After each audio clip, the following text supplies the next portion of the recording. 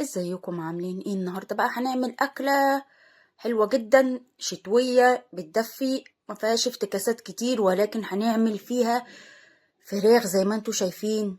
رز بالشعريه والقلقاس هنعمله بطريقه سهله جدا جدا، تنفع للمبتدئين اللي ما عملوش قلقاس في حياتهم خالص.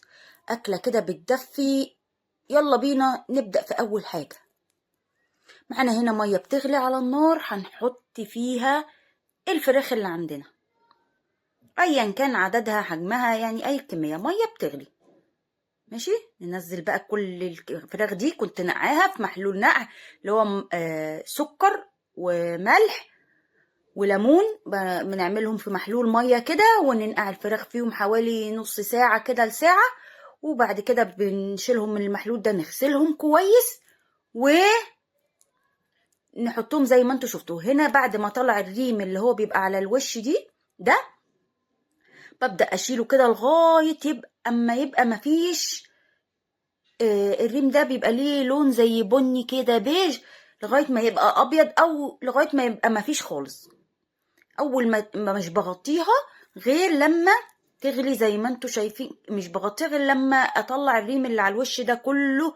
هتشوفوا دلوقتي هنعمل ايه. بصوا خلاص كده شلته، الموجود ده ابيض كده مفيهوش حاجه. مطرح ما الميه بتغلي حطينا كده بصلايه صغيرة. طبعا كل واحد وليه طريقة في سلق الفراخ. انا بعمل كده، بحط كام فص من الحبهان اهو كده، وبحط حتة صغيرة من المستكة، لان المستكة الطعم بتاعها قوي. مش حابين طبعا براحتكم، اي اضافة تانية بتحطوها تضيفوها. تحطوا قرفة خشب، حتة من المستكة، تحطوا فلفل حصى اسود، يعني براحتكم خالص. هحط بقى كده، حطيت حبهان مستكة، كام ورقة لورا كده مع البصلاية كده. الفرخة بتاعتي الشوربة بتاعتي اتبهرت، هحط لها بقى حبة كده من الملح. لسه كنت بحط كام لان ورق اللورا عندي اتكسر، فانا بحط قطعة كده اللي موجود عندي. او هنحط بقى الملح زي ما انتوا شايفين كده، وهحط معلقة كده صغيرة من السكر عشان يسرع من تسوية الفراخ، عشان الفراخ ما تاخدش وقت كبير في السوا اهو. بس تمام قوي كده. هغطي بقى الفراخ وهدي النار. هنا كانت النار عالية ما وطيتهاش، بس كان في حبة كده من الريم طالع كده مكان ما المية بتغلي، هشيلهم كده بس. وبعدين اغطي على الفراخ دي، اوطي النار اهديها واغطي عليها. هحط كده مكعب من مرقة الخضار، بيدي الشوربة تسكيرة حلوة، بتبقى لذيذة والله لذيذة. حطوا اللايك اهو. بصوا بشيل كده بس الحبة اللي طلعوا الصغيرين دول وبس. ودوقوا بقى واشربوا احلى شوربة متبهرة وطعمها لذيذ والله لذيذ اهو. بقول لكم هنوطي بقى، نهدي النار زي ما انتوا شايفين، ونوارب الغطا ونسيبها بقى تستوي على الاخر. تمام. نيجي بقى للقلقاس. عندنا هنا القلقاس ايا كان عندكم الكمية. قسمته كده زي ما انتوا شايفين، قطعته شرايح عشان اقدر اقشره براحتي اهو. بصوا كده شايفين ازاي. احاول ان انا اخد من قشره، يعني اعمل القشره بتاعته تكون تخينه شويه، عشان بتبقى الطبقه اللي تحت القشره دي على طول بتبقى ناشفه. فعشان القلقاس والله ما اخد سوا خالص، وكان زبده يا ولاد زبده. واحنا بنقشر كده. لو انتوا اول مره تشوفوا القناه، حطوا صباعكم حالا بالا على كلمة اشتراك او سبسكرايب، فعلوا زر الجرس ودوسوا على كلمة الكل عشان يجيلكوا اشعار بكل فيديو جديد بنزله. الناس اللي مشتركين ما تنسوش اللايكات والشيرات، ويلا حطوا اللايك حالا بالا. هنقشر بقى، شايفين كده القلقاس زي ما انتوا شايفين، هنقشره بسكينة تكون حامية شوية. ولو سامعين دوشة كالعادة طبعا لازم نعتذر. بصوا خلي بالكوا، عشان كده قطعت القلقاس شرايح عشان اقدر اقشره، لان كبير بتبقى كبير. دي حاجة بيبقى القشرة بتاعته جامدة شوية، فلازم تسهلوا على نفسكم التقشير بتاعه. زي ما انتوا شايفيني كده قطعته كده لتقطيع عشوائي. بصوا ازاي، والسكينة تكون حامية.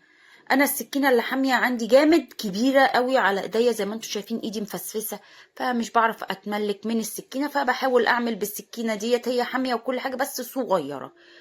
ماشي، انا قطعته بالكبيرة، يعني قطعته الشرايح دي بالكبيرة لان ما نفعش اقطعه بالصغيرة دي اهو. شايفين ازاي بقى الحتة الحمراء دي كده نشيلها.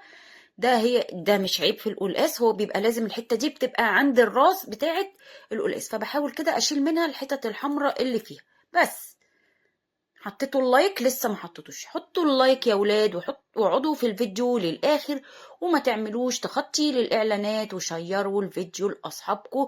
والناس اللي لسه ما عملتش قلقاس وبتخاف تعمله، يلا تشجعوا واعملوه بالطريقه السهله جدا دي، ولا اي مشكله فيه، وسهل جدا. هو كانت مشكلته كلها في التقشير والتقطيع بس، لكن في الطبخ نفسه هنعمله بطريقة سهلة جدا. خلاص كده هنقشره بقى، وتمام التمام. قشرنا كل الكمية، هنبدأ هنقطعه كيوبس كده او مكعبات كبيرة، مش كبيرة قوي بس كبيرة علشان ما تتهريش مننا. ونحاول ان احنا يعني نخلي حجم المكعبات يعني بالتقريب كده متساوي، عشان ياخد كله من سوا، يعني كله يبقى نفس السوا. تمام، لان احنا لو عملنا رفيع وتخين، في الرفيع ده هيتهري جامد منكم في الميه، ومش هتعرف يعني في الصوص، والتاني هيبقى ني، فهتبقى مشكله. نحاول نخلي كله نفس الحجم. بصوا بقى، بصوا التقطيع بس. ايوه كده يا ولاد. احنا بصوا بقى، القلقاس ده في ناس مش بتغسله، ما اعرفش ازاي، وما تقولوليش بتاكلوه ازاي، اللي انتوا يعني الناس اللي هي مش بتغسله، ما اعرف. بصوا هي جبتها اهي، جبته في الحته الصعيبه دي، السكينه كبيره على ايديا، مش بعرف اتملك من التقطيع، ببقى مش مالكه ان انا اقطع كويس اهو. فلازم هنغسله ده. احنا بصوا هنغسله لما نقطع قلبه. انا عارفه في ناس بتقول ان الماده اللزجه دي اللي بتبقى في القلقاس هي اللي فيها الفايده بتاعت القلقاس، ولكن مش اي حد هيتقبلها، ماشي؟ فعشان كده بقول لكم لازم تغسلوه. هقول لكم طريقه الغسل بتاعته ازاي وتعملوا ايه عشان يبقى فله شمعه منوره ولوز اللوز. هنقطع بقى باقي القطعه دي زي ما انتم شايفين يا ولاد اهو. انا بقى هقطع كل الكميه اللي انتوا شايفينها دي. انتوا هتحسوا ان هي كميه كبيره، ولكن انا بنحب القلقاس. اولا بناكله كده بالمعلقه، ثانيا انا عامله الوجبه دي ناكلها مثلا يومين، فعشان كده زودت. تمام اهو. قطعوا بقى التقطيعه اللي تعجبكم، المهم تبقى المكعبات كلها نفس الحجم. شايفين بقى يا ولاد التقطيع سهل، المكعبات دي تقطيعها سهل. ايه هي المشكله في التقشير وتقطيع المكعبات؟ نفسويتها. حطيتوا اللايك؟ لسه شايفاك، وانا شايفاك وبعناية اهو اهو اهو. امال هشوفكم بايه غير بعناية يا ولاد؟ اشوفكم بقلبي. تمام قوي كده اهو. هقطع بقى الباقي. تمام، قطعنا بقى الباقي. هنيجي بقى للمهمة المتينة. بصوا بقى، لا تغسلوه بمية عادية من الحنفية عادي ينفع، او بمية مغلية، او لا بمية سخنة تكون نازلة من السخان. فانا هنا فضلت اني اغسله بمية سخنة عشان هتساعدني ان المادة اللزجة اللي فيه دي تطلع بسرعة. فاهمني؟ فانا بصوا هنا كنت بظبط بس المية. هفضل بقى اغسله بالمية دي لغاية هنا. حسيت ان البولة دي صغيرة، فهنقله عشان اقدر اغسله براحتي. هنقله في حاجة اكبر. ايوه كده، ناخد راحتنا يا ولاد اهو. برضو كنت هنا لسه بظبط المية اهو. بس هنفضل بقى زي ما انتوا شايفين كده تحت المية السخنة. بصوا كل ده بيودوه فين؟ بيمسحوه بفوطة ناشفة. في ناس بتمسحه بفوطة ناشفة وتطبخه على طول. انا مش عارفة ازاي، كل واحد دي قدرات اهو. بصوا بقى هنغسله كده زي ما انتوا شايفين كذا مرة لغاية ما تبقى المية بتاعته قريبة تكون صافية كده.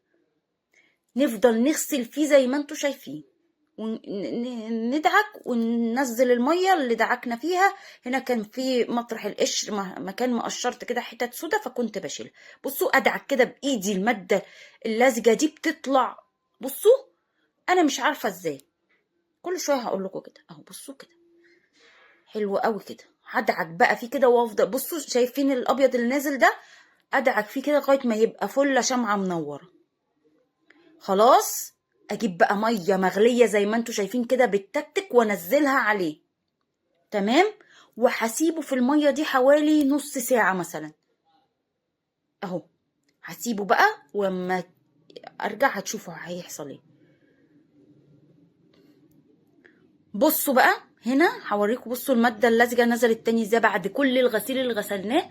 عشان كده بقول لكم لازم تعملوا الخطوه بتاعه الميه المغليه. هنديله بقى دعكه ونشطفه تحت الميه بتاعه الحنفيه بقى العاديه خالص ويبقى تمام التمام. خلاص كده نيجي بقى للخضره بتاعته. ده سلق وكزبره ماشي، مش بنحط فيه غير سلق وكزبره. السلق بقى هنعمله ازاي؟ بناخد الورق بتاعه بس، الورق اللي فيه بس اهو. بصوا ازاي اهو، بس حلو قوي كده. ناخد الورق. تمام يا ولاد، شايفين ازاي بقطف الورق كأننا بنعمل ملوخية. حلو قوي كده. بصوا بقى ازاي. لو سامعين دوشة برضو بعتذر لكم مرة اخرى، عايزة اخلص التسجيل والدوشة ما بتخلصش اهو. شايفين ازاي يا ولاد بناخد الورقة بس، الفروع العروق بتاعته دي بنرميها طبعا، مش بنستفاد منها بحاجة، هي بناخد الورقة. حلو قوي كده. تمام تمام التمام. حطوا اللايك يا ولاد وشيروا لاصحابكم عشان يعملوا قلقاس وياكلوه سخن كده ويتدفوا ايه. غسلت هنا السلق يا ولاد، وهنا غسلت الكزبره، قطعت العروق برضو بتاعتها اللي فوق، اخدنا الحته اللي تحت هنقطعها كده اي تقطيع عشوائي زي ما انتوا شايفين كده. يلا يا ولاد لايكات لايكات لايكات، شيرات شيرات شيرات شيرات. شيروا يا ولاد شيروا، واعملوا القلقاس بالطريقه السهله دي هتعجبكم جدا. هو ما فيهوش غير تقطيع وغسيل، هي دي مشكلته، لكن الطبخ نفسه الطريقه بتاعتنا دي بقى ما تقولوش خطيره. خطيره يا ولاد خطيره والله والله. بس قطعنا كده تقطيع عشوائي ولا يهمكم. حلو قوي كده. تمام.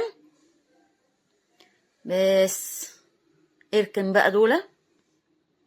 بصوا بقى هنا كنت بلم بس حبة الكزبرة. معانا هنا كام فص من التوم هنحطهم على الكزبرة. في خطوة هنعملها دي اختيارية، حابين تعملوها اعملوها، مش حابين براحتكم. هبشر بصلاية وهدعكها بحبة ملح وفلفل. استنوا هتعرفوا ليه دلوقتي. استنوا مش عايزين نسبق الأحداث. حطوا اللايك يا ولاد، حطوا. شايفين هنبشر كده بصلايه، انا حابه ان انا ابشرها عشان هتبقى ناعمه عن الكبه شويه. المبشره بتبقى بتخلي البصلايه ناعمه عن الكبه شويه. ماشي حلو قوي كده. تمام التمام. ما نسيبش ولا فرفوته. ايوه كده.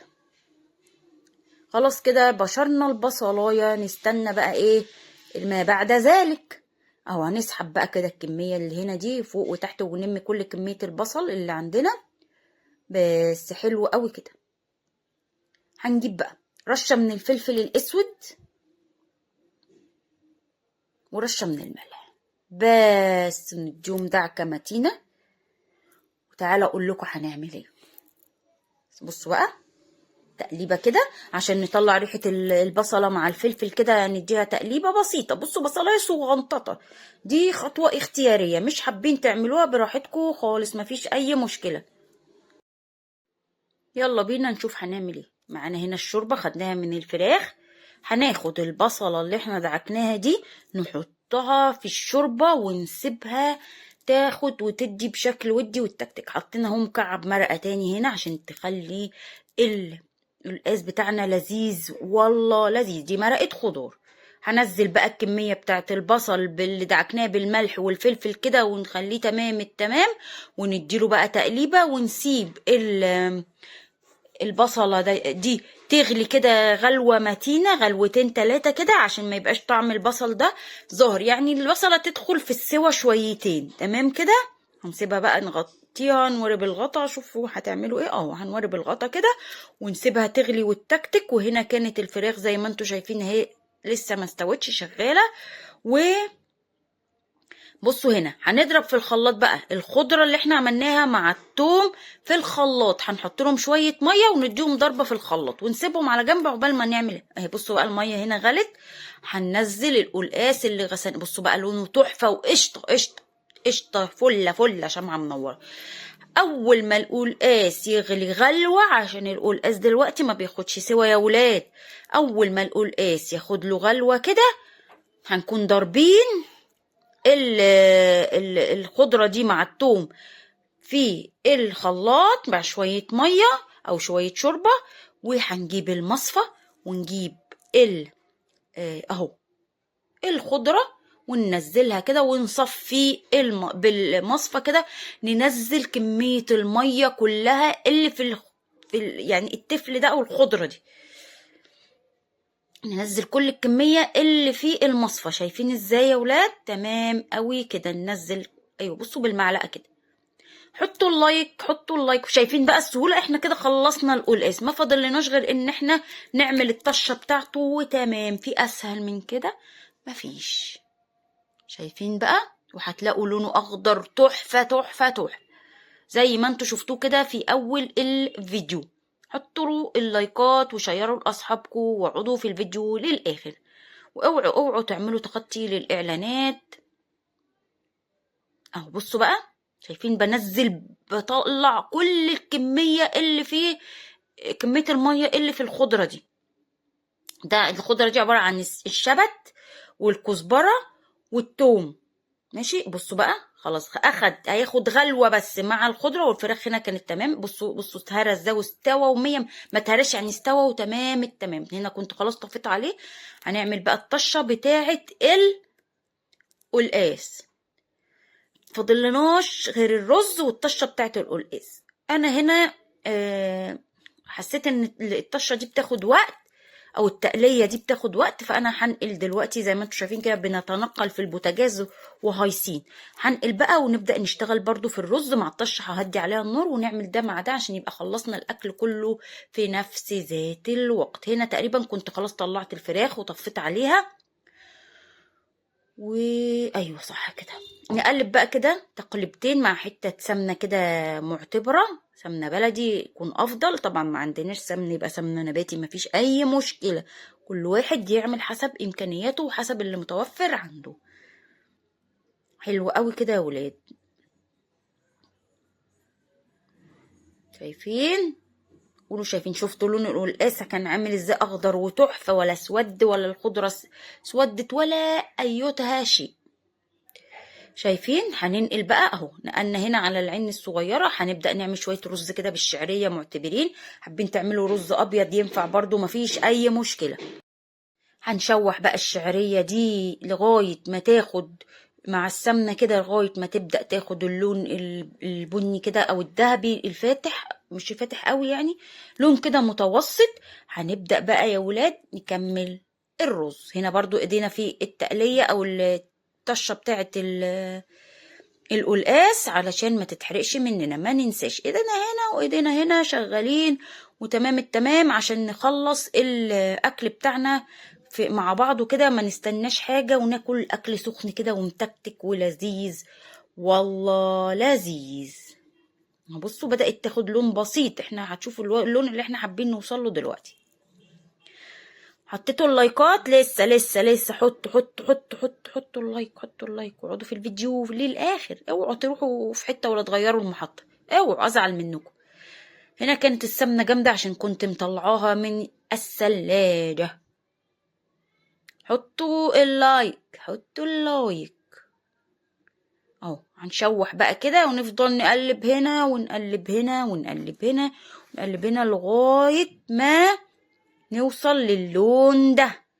هننزل بقى بالرز زي ما انتوا شايفين، وبعدين هنحط الميه. بس خلصنا الرز والطشه اهي زي ما انتوا شايفين، او التقليه بتاعت القلقاس شغاله اهي. فاضل لها اللون بدأ اهو يختلف، لسه شويه صغيرين. وعقبال ما الرز يتشرب هقول لكم هنعمل ايه. او نديله بقى تقليبه كده مع الشعريه عشان نهدي ان الشعريه تاخد لون، يعني نهدي درجه الحراره بتاعت الحله. نديله بس تقليبه، انا مش بشوحه مع الشعريه، بديله بس تقليبه. ننزل بقى بكميه الميه اللي عندنا، خلاص نزلنا بيها. نحط الملح بقى، نظبط ملحنا، نسيب الرز يغلي كده غلوتين لغايه ما يبدا يتشرب الميه. هنهدي عليه ونحط الشياطه ونسيبه بقى كل شويه كده ايه نقلب فيه.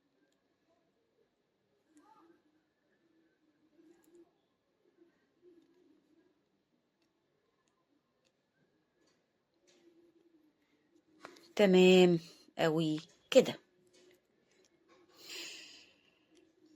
اهو. شايفين هنا بقى نيجي للحاجه اللي هنا دي، نفضل نشوح فيها برضو، لان العين دي كانت هاديه النار عليه، يعني كنت مهديه النار عشان ما تتشعوطش مني وتتحرق وانا بعمل الرز. فيعني خدوا بالكم، خدوا بالكم. حلو قوي كده. هنا كانت خلاص، بصوا لونها كده تمام اهو. واحنا طافيين نحطها بقى كده ونقلب. بصوا بقى لون القلقاس وجماله يا ولاد، شايفين؟ تحفة فنية، تحفة ايه فنية اهو. ناخد بقى الحبة اللي هنا، حبة البهاريز دول اللي في الطاسة بس. حلو قوي كده. بصوا بقى، بصوا الجمال والحلاوة يا ولاد، شايفين؟ شايفين؟ تحفة. تمام التمام. بس نحط بقى الغطا بس كده. خلصنا القلقاس في ثواني، مخدش وقت، الطبخ بتاعه ما بياخدش وقت خالص. بصوا بقى هنا، نشوف الرز كان بدأ يغلي اهو، هديله تقليبة. وزي ما انا قلت لكم، لما يتشرب الميه دي بهدي عليه النار خالص واغطيه واسيبه بقى اقلبه كل حين ومن.